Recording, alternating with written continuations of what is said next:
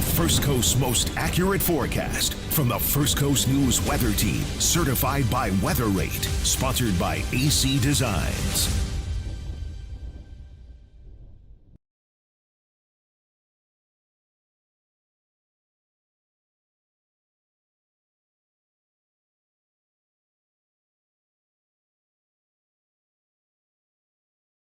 Right? That occasionally we can just be talking about maybe interesting weather. So that's... We're not as bundled up as we were the last time we were on here. Thank goodness. Oh. And you're resting up. You had a long weekend. Your earthly legs got a lot of miles on them. The knees are reminding me that, let's see, this is now my 66th February 3rd. So yeah, my knees are, shall I say they're tender. Hey, but you don't have a cane or a walker yet, so I think that's all still good news. Not right? yet. I'm grateful. I am grateful. That is for sure. But we've had a lot of folks running this weekend, and also just the First Coast has a lot of runners in general, Tim. And if they're waking up early tomorrow morning, similar to this morning, they're going to have another foggy start. How about it? I mean, this morning we had dense fog advisories in effect. Meteorologist Lewis Turner put out a weather impact alert accordingly due to some of those areas that saw dense fog, which generally means your visibility is less than a quarter mile.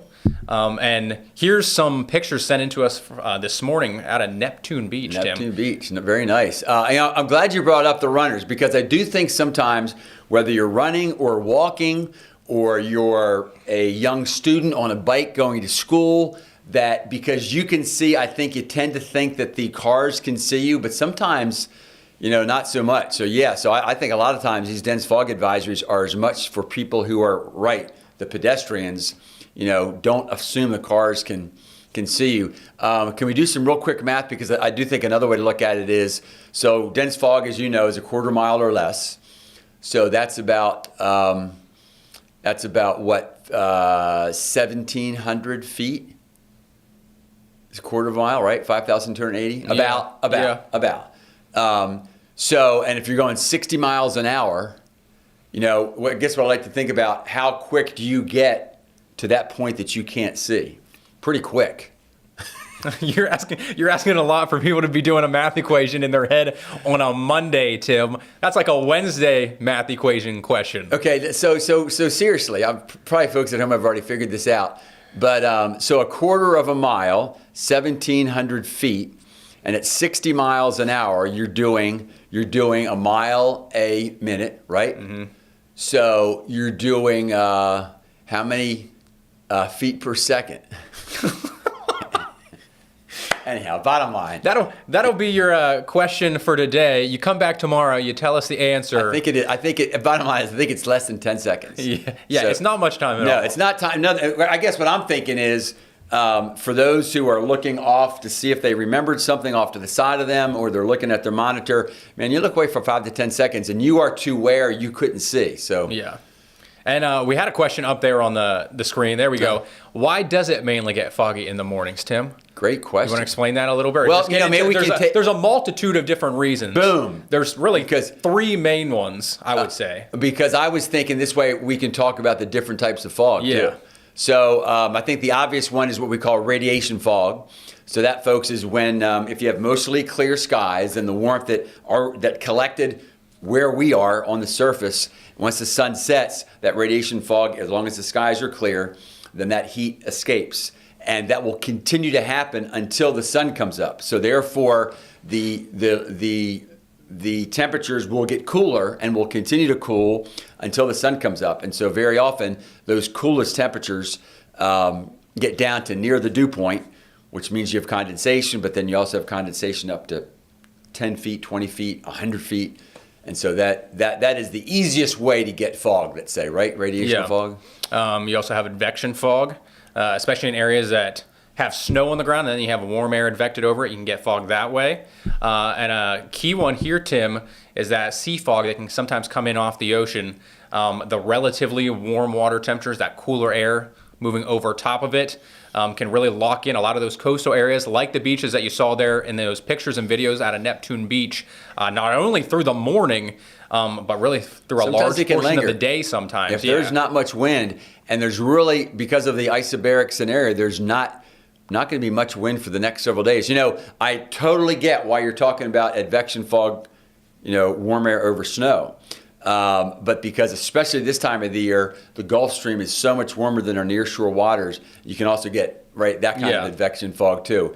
Kind of coming up from the Bahamas, hits our cool water, fog forms and then drifts in. The northerner in me is used to the snow advection fog. Well, let's face it, incredibly, what was that now? 10 days ago? Was it 11 days ago?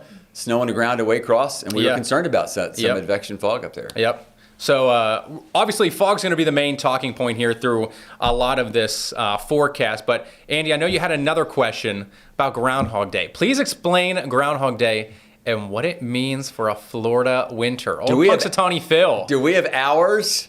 And I totally get why folks focus on Punxsutawney Phil. And maybe if you're from Pennsylvania, that's the only hog to follow. But of course, down south, people for decades have followed Sherman, which is the hog in Atlanta. Here, I've really tried, haven't done any peer review yet, but we do have Paula and Pete, the pelicans, that we follow. And if the first group of pelicans you see is an even amount, then we're going to have 6 more weeks of winter. Okay. Now, if it's an odd amount, then we're probably only going to have about 42 more days of winter. So it depends on... Exactly 42. No, up north, man, Groundhog Day's a big deal. Well, I have to be honest, since you brought it up. As much as a meteorologist, we doubt his forecasting tenacity. But it's one of my favorite movies, still is. I mean, when I say Groundhog Day, I am talking about that movie. Yeah. We do have a graphic, I don't have it pulled up in here, that shows how often Phil actually hits on whether there's 6 more weeks of winter or, an early spring. And his statistics aren't good. How do we define that? See, that's another thing I haven't seen. How do we define whether it's an early spring or not? Probably based on if it's... I don't know. I would think maybe like a month or 2 month average. If it's below average. You've already said enough. You said, I don't know. Because then what happens is I've been on, let's say a room where there's a lot of stools lined up, and never have I heard anybody agree. Even if it's like stools of 6 people lined up, along this long table. Mm-hmm. I've never heard meteorologists agree on how do you define what an early spring is. Have you ever met Punxsutawney Phil, Tim? I've never met, never kissed, never. But I do find this interesting that we for those who maybe really don't know, because to me the question almost implied where did it come from, right? And at least the best I've heard. Well, you're a farmer, so you can test me here. But what I've heard is it originated really with the farmers of Europe, and that basically in the middle of winter they're trying to figure out. And at least what I have read, from the German farmers, they actually wanted snow to be on the ground because it protected seed that was going to come up. Mm-hmm. So that's why the whole groundhog thing is almost sort of opposite of what you'd think, right? You think if I see sun, spring's coming early, but instead it's the opposite. Is that close to what you farmers in Pennsylvania? Yes, it's generally based on the agricultural community. Okay. And I was always told growing up that you see those polar blue skies, that's just I guess not an omen, but foreshadowing the cold polar air continuing to come down in, across the land and stuff. So that's kind of what I was always told. But yeah, it's kind of backwards when you think if he sees the sun, it actually means more winter. But if it's cloudy and looks cold and gross, that actually means spring is on the way. That's why I've tried some attempt with pelicans. I can't promise they're any more accurate than the hog. I think it really might just be a holiday for people to try and enjoy and have some fun with, especially in the dead of winter. But I think they just like it to laugh at us, but that's okay. If we can help people laugh, we're doing our job well then, right? All right, well, let's get back to the fog here, kind of break it down a little bit. So we can go to the weather graphics then, Andy, whenever. And folks, those weather questions we have, so that's what we have now. If you have weather questions, you just send them in. Absolutely. Send them our way. Yep. So here's just a quick time lapse from Lake City, very similar to what you saw out there at Neptune Beach. A lot of fog initially, and then also just kind of low-hanging clouds. The fog lifted, the clouds also began to clear on out. And then you had plenty of sunshine out there in Columbia County. This is also kind of showing the exact same story, Tim. Mm-hmm. It is. And if you watch closely there, you can see the sea breeze coming in off the Gulf Coast, because what I think is fun to think about is not all of that cloudiness, but some of that cloudiness, folks, was actually on the surface. So it was sea fog, and then it blew toward the northeast toward us and was caused a lift. Yep. And so it actually, becomes almost like a a stratus cloud. And this is going to be something we could see plenty more of here, not only tonight and into tomorrow morning, but really a large portion of the week, Tim. Conditions are ripe. There's another thing we look at, folks, and that is that when the dew point gets to or is warmer than the river, the estuary, the ocean temperature, that allows for almost instant condensation. And because the river and ocean temperatures, although they're rising, they're still in the middle and upper 50s. Once that dew point gets to over 60, we're talking about fog. And I was just checking out a few dew points just a few moments ago, Ross, and there's a few spots, especially from Keystone South, dew points are in the lower and middle 60s. Okay, yeah, I had looked at the Jacksonville airport. I think they were still in the mid-50s, weren't they? Yeah. So some more southern points, a little bit more moist, have those higher dew points here. These are just kind of your temperatures out there, just showing. It's a pretty nice warm day. Winds are a little bit all over the place. Overall, the flow is out of the east and northeast. And if you look down in that southeast corner, Tim, you talked about this a little bit earlier while we were forecasting a little meso low trying to spin up there just off the coast of really Palm Coast and Flagler County. Yeah, and so notice, folks, how that, again, the winds aren't strong, but that does hold. So it's more of just a sea breeze. There's a flow coming in off that cool, damp ocean. And that would just enhance the sea fog. So therefore, it looks like tonight, tomorrow morning, we're going to have the combination of both radiational fog developing and then sea fog blowing in. Ross put this together, and that's why he's showing it's tough to forecast, is the fog actually going to become dense. But it sure does look like one of those nights to early morning hours where there's pretty high chance it's going to happen. Yeah, and this map really is just to show that might be the area that has the best chance to see, dense fog. I think everyone across the First Coast has a good shot of seeing dense fog, especially along some of those more coastal areas. So pretty much from the beaches over to at least the intercoastal, that sea fog can also just be, incredibly dense. We didn't want to just kind of put everyone in the dense fog category. I think everyone has a chance to, but it's kind of a finicky thing. You get a little bit of maybe some cold air drainage out of the north that can lessen how much fog you might see. Or, if there's just a little bit extra mixing sometimes, that can also lessen. So, it's not the easiest thing to forecast. It's generally not that difficult to know that there's going to be fog, right? But exactly how much of it or how dense it's going to be, how low are the visibility is going to be, and where that actually sets up, that's really the difficult thing when it comes to forecasting fog, especially in a place like this where you're dealing with several different types of fog. And just the minor variation in wind can make the big difference. But I still think your graphic makes the point, and that is that there will be some type of fog in everybody's, let's say, area. I think this graphic probably does a pretty good job. Notice it really closes in from all directions. Yeah, you can kind of see it build in along the coast, but then also builds from southwest to northeast out of the Gulf. And there's not going to be a lot of wind tomorrow, so it's going to be interesting to see how long some of that stuff lingers. This type of fog sometimes will linger longest right there in the river basin and then also out around the beaches. Yeah, so although typically the fog will clear by 8 or 9 a.m., some places could have fog locked in 9:30, 10. We're reaching that time of year. Even later than that, potentially out at the beach, where, you could be stuck in the fog and clouds all day. Yeah. Whereas if you drive a few miles west, you could have sunshine and temperatures in, You might want to check out your weather cam, seriously, because this is that kind of pattern now where you could make it all the way to the intracoastal, or the ditch as many call it, and it looks beautiful, and then suddenly you want to go to the pier and go fishing, and you can't see a thing. I remember that last year doing a story for the players. Right, that's exactly what I was going to say. It was sunny here downtown, and I drove over to TPC Sawgrass, and it was like you entered a different world. Right. It was about 10 degrees cooler. Temperatures can be a big difference, right? It was just kind of, I wouldn't say it was drizzly. It was almost a fine mist at times. Right.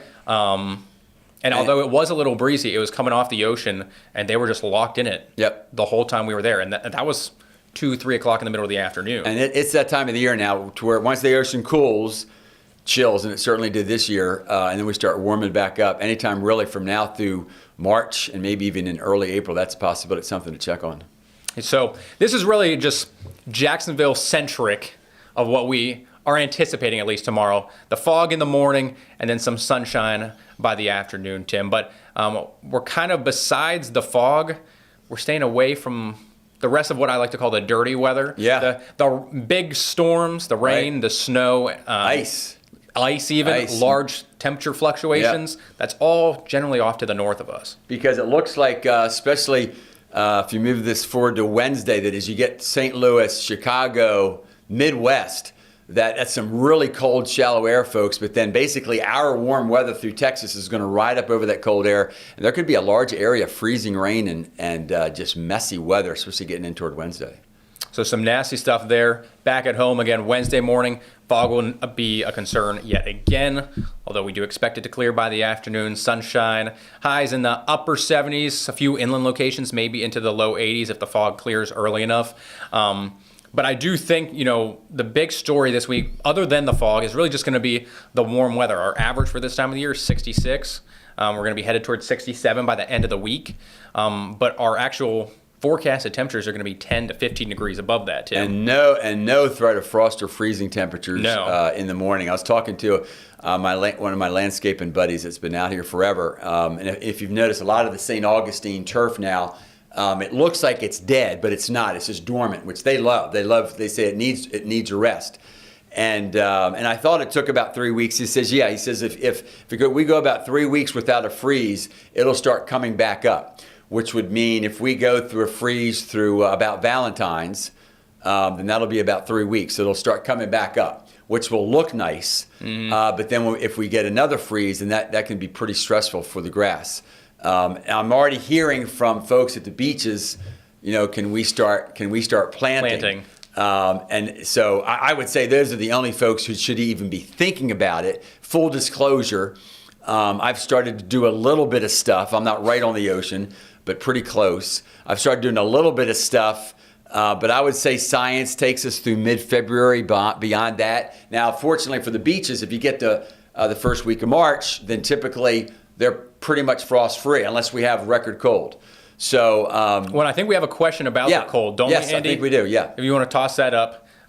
Because, although we didn't have record-breaking cold with regard to the actual temperature, the duration of the cold was quite significant last week. Yes, the persistence of it. And I've heard some people ask this, and a viewer sent this in. Are we expecting another cold snap this winter like we had, at the end of January? Was that either last week or 2 weeks ago here now? Some of the longer range stuff does show, I don't want to call it a bubble. Let's just say a swath of cold air coming down across the central and eastern part of the country.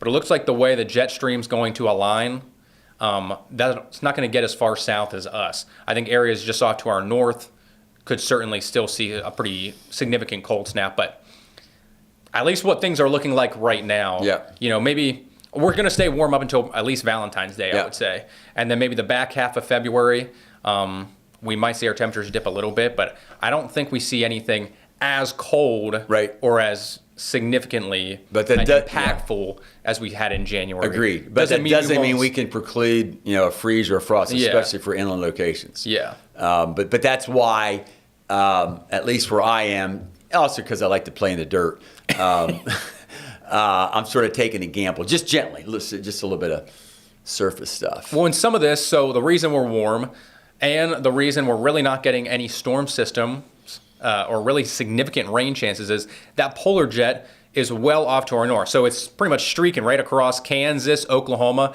and that's why you saw in that graphic, Tim, right, that storm system coming across the central plains up into the Midwest. That's why they're going to get that rain, that ice event, whereas we're kind of left underneath it. We're in this ridge, high pressure builds, the heat also continuing to build as well here, really over about the next week or so. Yeah, well, as you know, I love to watch the subtropical jet, especially for us. Yep. And there's a strong trough in the subtropical jet, like west of Mexico. So that means there's that strong push out of the south. So although the polar jet is dropping due south to like Seattle, it's then, forced east. So, I'll be looking at the persistence of that.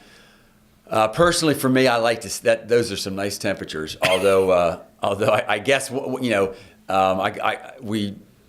I also like to think about folks' energy bills. It gets really cold, our energy bills go up. On the other hand, I suspect once we start getting up toward 80, some folks start turning on their AC, so that might start costing some money as well. But I've had to do that. Put on the AC? Yeah. Because I typically open the doors and the patio doors and the windows, but once it gets to about 74 inside, and that happens when it's just like 76, 78 outside, then I got to shut it all up and turn the AC on at least a little bit. I work with Ross, folks, and he is a heat engine. Yeah. The young man has a lot of energy, so I am not surprised about that statement about AC at all. Hot-blooded over here. There you go. Not only the heat, we talked about no big storm systems or really just rainmakers. So besides some just real isolated coastal things, perhaps, Tim, we're looking very dry, at least over the next 7 days, maybe longer than that. Now, if you don't need the surface rain, we're in good shape, right? Because January was like triple our normal rainfall. Yeah. But on the surface, and it's going to be interesting to see, because we talked about this when we were in that cold snap in January, that if the long-range models that came out at the end of November were right, we were going to have a very warm and dry February to average out all that other cold. If we end up the last 2 weeks like the first 2 weeks, it could end up that way. And then we could really start getting concerned about dryness. Yeah. And I put on there specifically for you, Tim. Thanks. Any early season gardeners. Thanks. Going to need the watering can. All those with the green thumb. Well, as you know, I got a few buckets around the house. They're still with water and no mosquitoes. Oh, there it is. The 7-day outlook takes us through Super Bowl Sunday and beyond. Oh. Well, we'll have more on Super Bowl Sunday later on here in the week. We should say, I'll stop right there because it's wow, I've rambled too long. That notice, folks, that Ross and I, this is our 7-day outlook, that at the very end of Monday, we're saying northeast at 12 plus. That implies a pretty strong backdoor front coming in late Monday, right? Yeah, so I think that'll be our next big weather change. Sunday, well, really into Monday. Slight dip in the temperatures, but maybe some rain and some gustier winds out there. So. You got anything else, Tim? I'm just going to say thanks for the questions, folks. We love the questions. Others for sure. Bring them on. All right. We'll have more coming up on the First Coast News at 5. Also streaming on First Coast News Plus for the time being. He's Chief Meteorologist Tim Deegan. I'm Meteorologist Ross Mumal. Take care, enjoy the day, and thanks for watching.